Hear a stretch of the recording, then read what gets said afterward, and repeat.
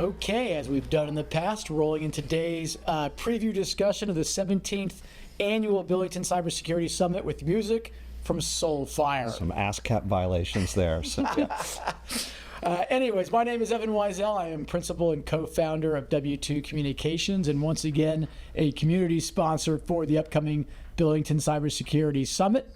Our guests today are Troy Schneider, president of Billington CyberSecurity, and the bassist, correct? Correct. Of Soulfire, and also Lauren Goldman, group vice president of Billington CyberSecurity. Thanks for joining me today in studio to provide some of the insights and what to expect at the upcoming event. Yeah. Hey, thanks for having us. Thank you. Absolutely, absolutely. So just real quick, the event takes place September 8th through 10 at the Washington Convention Center. It's the premier gathering for government cybersecurity leaders, bringing together more than 3,000 attendees and 250 plus speakers across 50 plus sessions and breakouts. An amazing event. You know, I've always said that. This year's theme is not much of a surprise, I don't think, because it has to do with AI, which is reducing risk in an age of AI-enabled threats. So let's get right to it. We'll jump into some questions, sure. and certainly please both of you jump in and address them. So as I just mentioned, the summit keeps growing each year. We just said, right, 3,000 attendees, 250 plus speakers. What's the success? What's driving this growth for your conference? Well, I mean, I think it's just the importance of this issue. I mean, there are no shortage of things that need to be talked about in cybersecurity for the public sector in particular, and more broadly through the economy. So I think we've done a good job of creating the space for people from government and industry to come together. But it really is, it's just the importance of the mission and the acuteness of the need. Yeah. Lauren, you just joined. What drew you to Billington? Yeah, that's a great question. So I was in the U.S. government for a long time in the intelligence community, and one of the things I loved about the last couple of years I was in the intelligence community is we started to work a lot across the public and private domains and looking at what we always say is it's a two-way street when we're discussing cyber problems. There's a lot of information outside of government. There's a lot of information inside of government, and we'll never find any solutions unless we work together. And the thing that attracted me to Billington is that is our mission. We are trying to bridge the gap between public and private sector, make sure that everybody who needs to be in the room is in the room and having the conversations that matter. Yeah, agreed. So how's this event different? There's a lot of events. There's probably a cybersecurity event every day, much smaller in scope and scale, but how is this different? What do you all think is different about this particular event? What sets you apart? Yeah, I mean, I'll let Lauren talk about sort of some of the themes and the content of it, but for us, I think it's having the scale of getting everyone that needs to be part of that conversation together. There are lots of events. There aren't many at our size that are also focused on the government mission, and that's not to take away from the the giant events. The RSAs Sure. of the world. They're super valuable. We go to them, but they're talking about a lot, and they're focused about the industry side. The government mission is different. There's different scale, different challenges, and frankly, different types of collaboration that are required to make that happen, and we focus on that exclusively.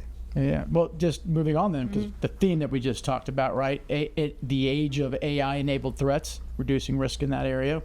Talk about the theme and how you all arrived on that theme. Yeah, I mean, I think, one of the things right now in cyber is you can't have a conversation about cyber without talking about AI and what it means from a defensive, offensive posture.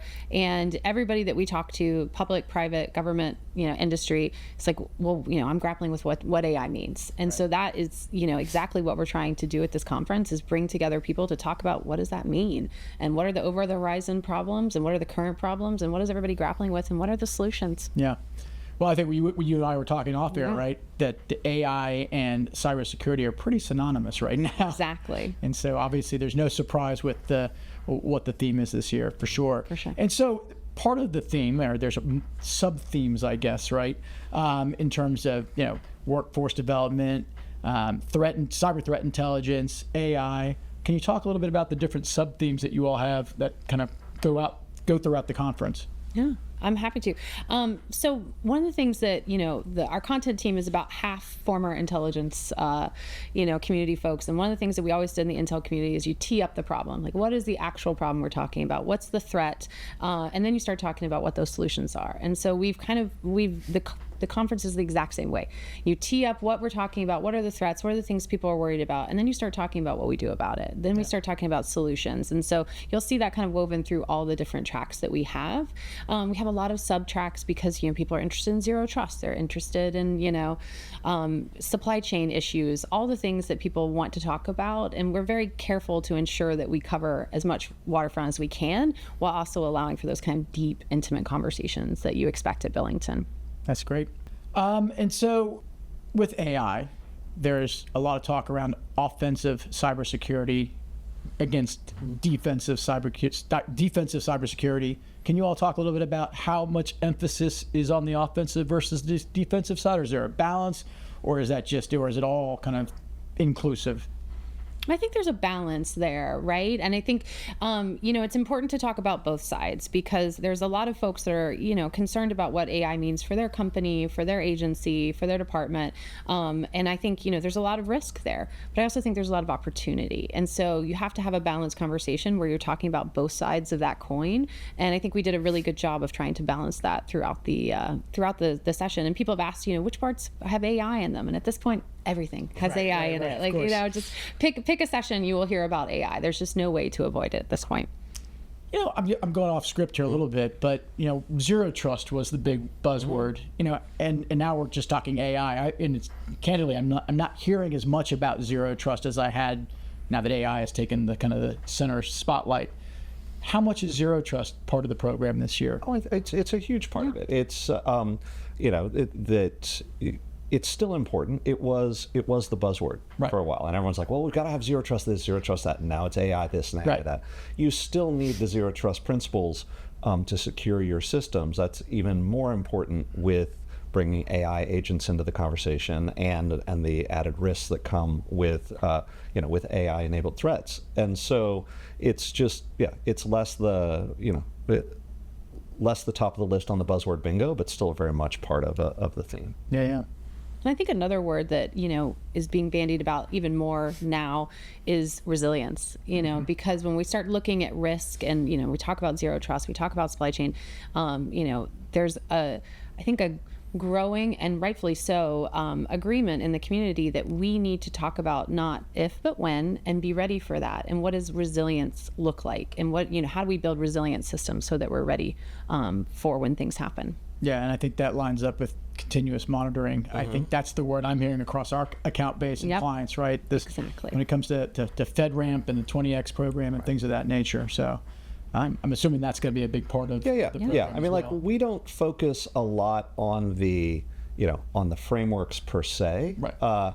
But it's a huge, a really important thread through the conversation. Yeah. We're trying to talk about how what risks you have to be mindful of, what the actual tools or the strategies to better deal with those risks would be. And then it's like, how do you bring in better identity management? How do you bring in zero trust principles and zero trust architecture? How do you make sure that you're focused on the end goals of things like FedRAMP, not just the box checking compliance? How much are you guys going to be touching on OT? Yeah.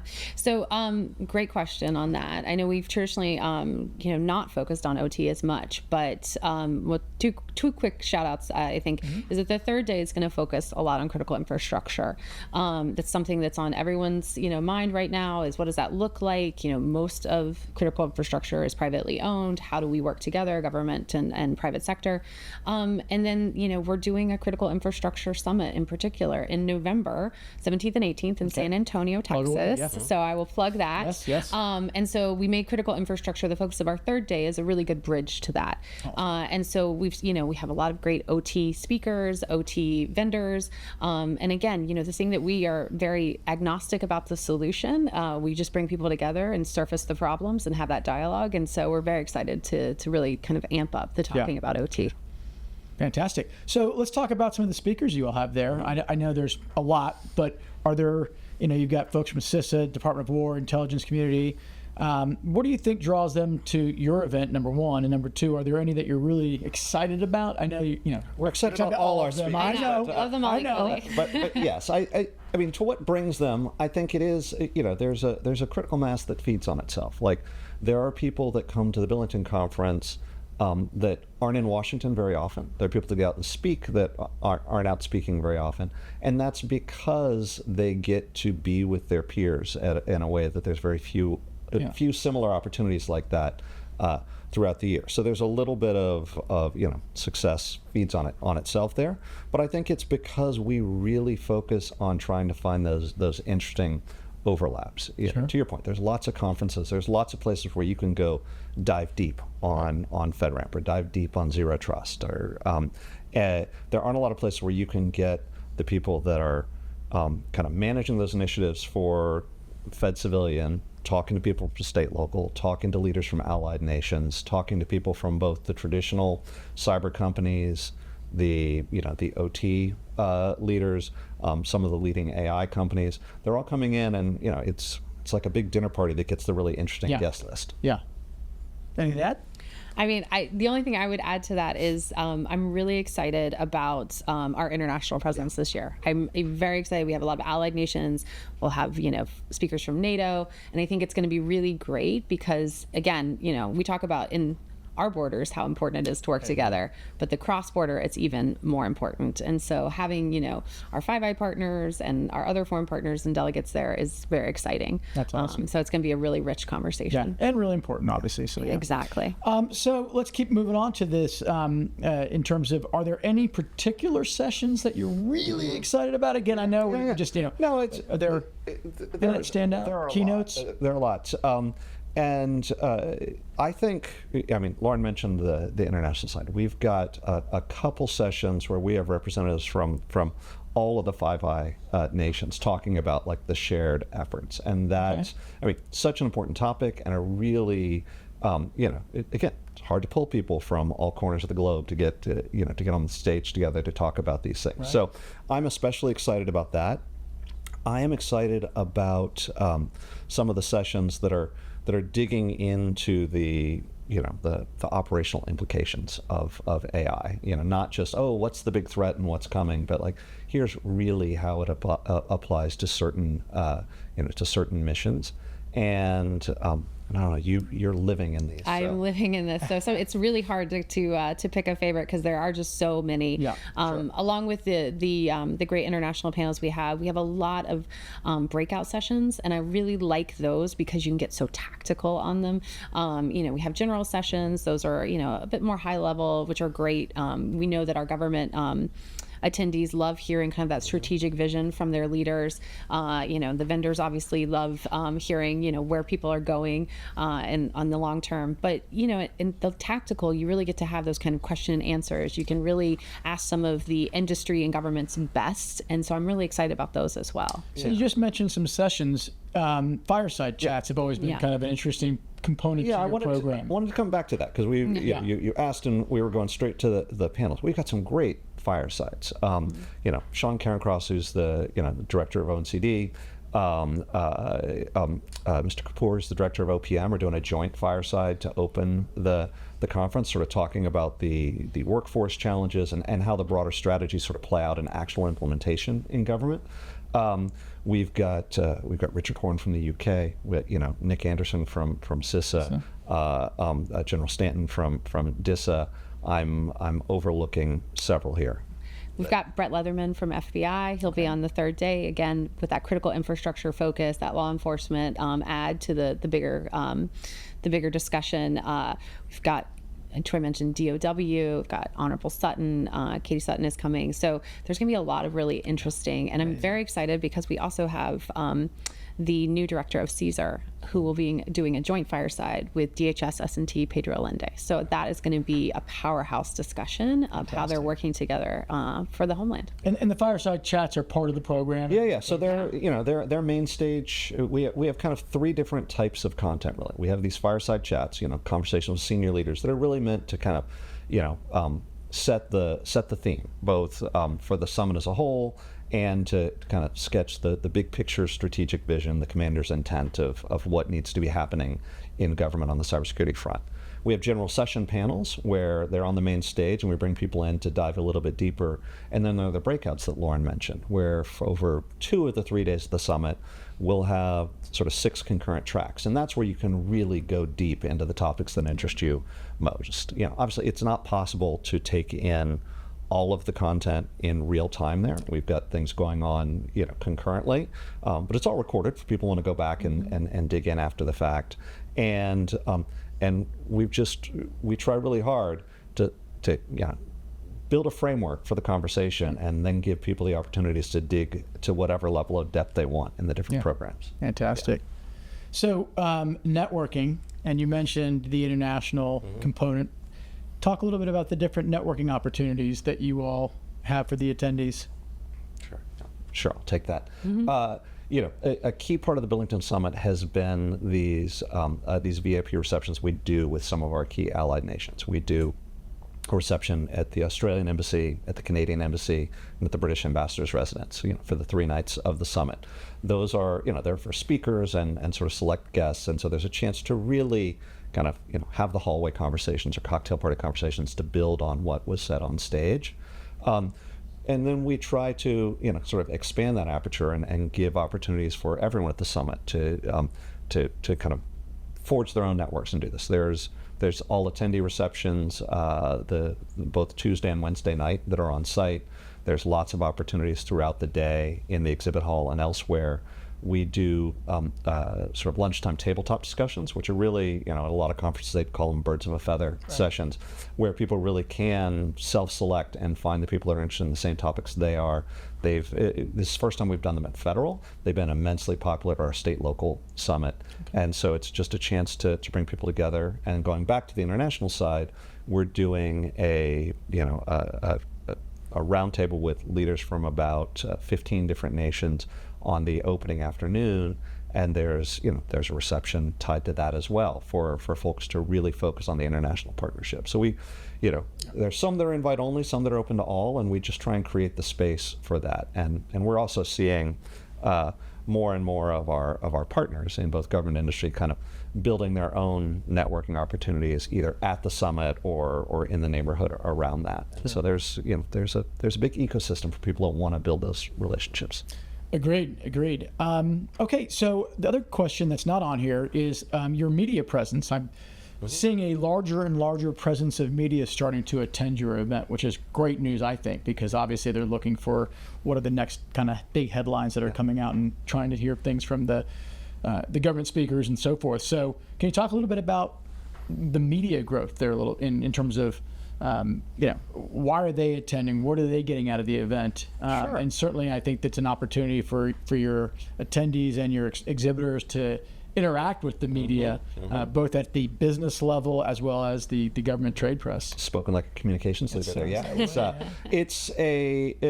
I think it just goes back to the quality of the content and the quality and the scale of the speakers that we're bringing in. I mean, it is a target-rich environment for the press. You want to get smart quickly on a topic. There's a good conversation with smart government leaders happening there. And if there are officials that you're trying to chase for an interview or questions, that's a real opportunity. Some of our speakers are looking to do press gaggles on site after their sessions. We try to create space for that for both the government and the industry leaders. And so that actual kind of schedule is still coming together. As you know, that stuff is a run and shoot sort of effort, but it's so we're trying to we try to, like we do for everything else, kind of create the space for other people to get what they want out of it. But I just think it's this is our 17th year. We consistently try to bring smart people together on important conversations, and that in and of itself draws the press. Fantastic. So let's do some selling. If I'm a vendor and I haven't signed up for the conference yet, or maybe I've signed up and I'm still trying to figure out what I'm going to do there, can you provide our viewers some insights into how they could be part of the event? Sure. I mean, if you haven't signed up as a sponsor yet, by the time you're hearing this, it pains me, but it's probably too late. we're the speaking slots speaking opportunities that come with sponsorships are full and booked, and the exhibit hall is the time we're recording this is very nearly there. So doesn't mean you shouldn't call. We're happy to talk and do this, but we work with a lot of our sponsors throughout the year because we're convening conversations, we're promoting this event. So you get a lot more bang for your buck to talk to us in October about next year than in August about this year.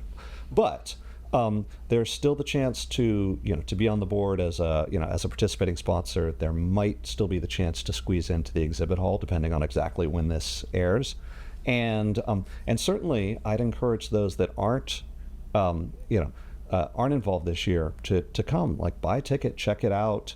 There's sponsorships are important and people should sponsor, but there's a lot of value that comes from just being an attendee and being there for the content, and most importantly, working those relationships and kind of forging your own connections there on site. Great. If I'm a vendor and I'm looking to get involved with Billington, can you tell me a little bit more about the opportunities, not just for this event, but kind of your various events and the different opportunities that you all host year-round? Absolutely, yeah, because we really do try to kind of build a year-round relationships with both our top partners, our top sponsors, and with the key agencies that we're working with on this programming. So, for starters, there are other summits. Lauren mentioned the Critical Infrastructure Summit that's coming in November. We do a state-local summit that'll be its 4th year coming up in March of 2027. And so we have these sort of 3 tent poles throughout the year. But we also do small group events throughout the year. We have something called the Leadership Council, which organizations that are sponsoring at the gold level or above for our summit, they're not only part of the summit, they're not only getting a chance to be on a panel there, they also get to be part of these Chatham House rule conversations we do about once a month throughout the year. And we'll bring in usually 1, sometimes 2 or 3 individuals from a given government organization. Mm-hmm. They'll do a quick talk about what's on their mind, the challenge they're tackling, and then it's about an hour of kind of free-form, ask me anything roundtable discussion with 25, 35 people in the room. It's not classified by any stretch, but it's a much more candid conversation than you're necessarily going to get on a stage in front of 3,000 people with C-SPAN cameras out in the audience. So both have their value, but if you want like a real kind of back and forth discussion, it's a great chance to make those connections, not only with the government speakers, but with the other key industry players who are also in the room. So that's the biggest part of the year-round engagement. And so if someone signs on for next year, the chance for them to start engaging in specific Billington events really starts in like October, and will run all the way through next September. So let's talk about the critical infrastructure event real quickly, since you just mentioned that. Mm-hmm. It's the inaugural event, right? Yeah. Yep. And so can you give us some details about where, when, and how to get involved? Absolutely. So as you mentioned, it's our very first one. It's going to be in San Antonio, Texas, November 17th and 18th. And we're going to focus on 4 lifeline sectors. So water, energy, telecommunications, and transportation. We have a great jam-packed program. We're working with Texas Cyber Command and the CIO for Texas. So we're going to have a great Texas presence, but also it's going to cover a lot of the regional issues, federal issues, et cetera. So we're bringing together a group of, federal, folks, SLTT, state, local, territorial, and tribal. And then also we're going to have a lot of critical infrastructure owners and operators and, industry that is focused on critical infrastructure. And the thing that I think makes this a very special event is that we're focusing on those 4 lifeline sectors and their interdependencies and how, the problem, doesn't stop with water. It affects energy. Energy, is interdependent with water, et cetera. And all the other sectors are dependent on those 4 as well. Yeah, so it's going to be an awesome event. Yeah, it sounds like it. Agreed. There's one point to add there is, Lauren talked about all the different stakeholders that are coming in, which again I think is really what Billington tries to focus on. And this is in Texas because Texas is a great case study right now. I mean, there's the conversations happening between Texas Cyber Command, their federal counterparts, dealing with lots and lots of different layers of the state local government. But it's not a Texas conference. It is, we're bringing people from across the country, all levels of government. There's even, some allied nations who are coming in, because you think about critical infrastructure threats. Yes, there's, tornadoes and floods and natural disasters. There's also nation-state actors hacking your energy grid, and we have allies who are living that right now, and they're coming to talk about those stories, because that, in ways that you might not have thought about a year or two ago, has direct relevance for an owner-operator in Oklahoma or Ohio or wherever at this point. Yeah, fantastic. Well, looking forward to hopefully attending that myself. Yeah. Okay, so let's go into the speed round. AI, bigger threat or bigger opportunity right now? Bigger opportunity. I think that anytime there's something this revolutionary, there's going to be more opportunity. I do think we can't lose sight of the threat, but right now I'm more excited about what it can do, and we just, have to buckle up and do it. All right. Here's a fun one. Yeah. Coffee order that gets you through the summit floor. Okay. Normally I'm black coffee all the way, but I just discovered Mont Blanc, which came for us from the wonderful people of Australia, like all good things, like flat whites. And it's like a coffee with orange and nutmeg and a little bit of cold foam. And I needed to come to DC, so I'm just spreading the word. Okay. Yeah, it's just coffee in volume. Fair enough. How about your favorite Billington moment from the past 17 years? Is there one? Easy. Hiring Lauren. Thank you. These outtakes are going to be great. Best piece of advice you would give to a first-time attendee? Number one, wear comfortable shoes, because you're going to be walking a lot, you're going to be seeing a lot. I would definitely recommend doing as much as you can. I would go to a lunchtime discussion. That is one that I have always said, it surprises me how exciting people find them, but they love meeting new people. You want to go, you want to network. I know it can be intimidating. A lunchtime discussion is a great way to kind of dip your toe in that sand. And I would also go talk to the vendors and ask questions. That was my favorite part, honestly, of the first time I went to Billington, is just getting to pepper some really, really smart people with questions. I'd echo that. Do your homework ahead of time. It's overwhelming if you're not careful. You need to know what topics you want to dig in on. Don't be shy. Go to those lunchtime discussions.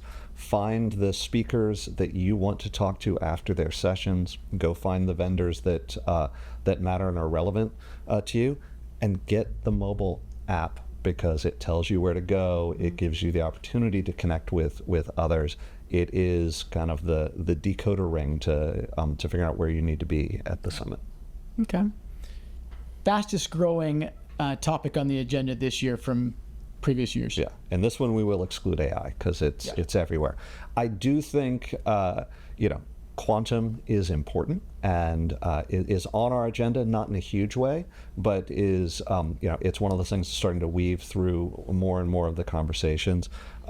But for us, the biggest thing is that need for resiliency and the thinking about the interdependent relationships. Lauren talked about that for critical infrastructure, but that applies in the federal space too. There's no way to talk about individual cyber challenges in a silo. They're all kind of, the ripple effects are real, and looking for those connections is important. We you, Troy, and thank you, Lauren, for the discussion today. We're looking forward to seeing you both at the show. Excellent. We really appreciate it. Appreciate W2's support, and we look forward to seeing everyone there. Yeah, very excited as always.